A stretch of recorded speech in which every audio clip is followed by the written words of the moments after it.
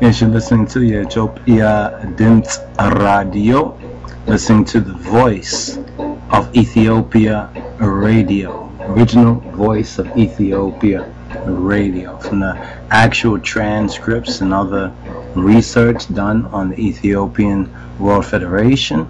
This is a presentation of some selected highlights that have been drawn from the official organ or publication of the official organ of the voice of Ethiopia. Salam tana, Taina Yistarin. Greetings. You're listening to Ethiopia Radio. You're listening to the original voice of Ethiopia Radio, highlighting excerpts from the official organ of the Ethiopian World Federation Incorporated. History of the Voice of Ethiopia. In 1927, Dr. Workneh Martin was sent by Ethiopian regent and plenipotentiary Ras Tafari to recruit black Americans for Lake Tana Dam project in Ethiopia. Dr. Martin told an Ethiopian student at Howard University, Malaku, Bayen, that the greatest service you could render your country would be to influence thousands of black people in the USA and the West Indies and let them come and help us develop Ethiopia. In December 5th, Italian troops clashed with Ethiopian soldiers at Welwel. This led to the Italian invasion of Ethiopia on October 3rd, 1935. The fascist invaders used poison gas to exterminate the Ethiopians. After defending his empire at the front of his troops, Emperor HAILE Selassie went to the League of Nations to invoke the principle of collective security on behalf of the Ethiopian people.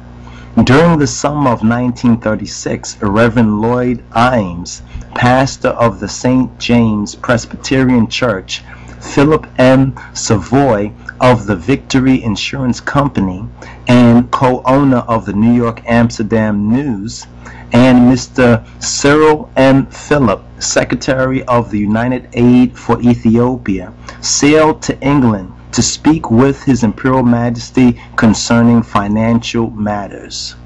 In response, His Imperial Majesty Haile Selassie empowered Dr. Malaku Bayen to establish the Ethiopian World Federation Incorporated.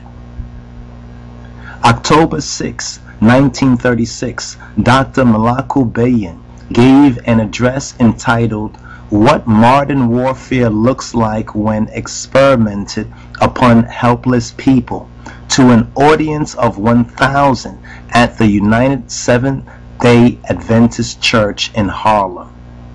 Said Dr. Bayen, "His Majesty did not remain 375 miles behind the lines like the Italian generals, but fought in the front line trenches with his men. Ethiopia still struggles and needs you to help her come into her own. The time has come for the Negro race to refuse to respect any minister that does not do anything but pilot them to heaven. The Negro minister must educate his people in every regard on how to achieve their rights." Dr. P.M. H. Savoy of the United Aid for Ethiopia urged all friends of Ethiopia to send their contributions to Dr. Bayen.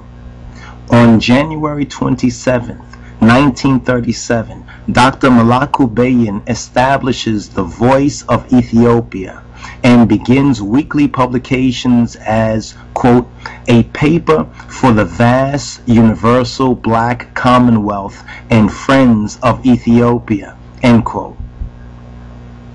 On August 25th, 1937, Dr. Bayen merged all pro-Ethiopian organizations into the new Ethiopian World Federation Incorporated, with the then local #1 headquarters in Harlem, New York City. the voice of Ethiopia becomes the official organ of the Ethiopian World Federation Incorporated, also known as the EWF Incorporated.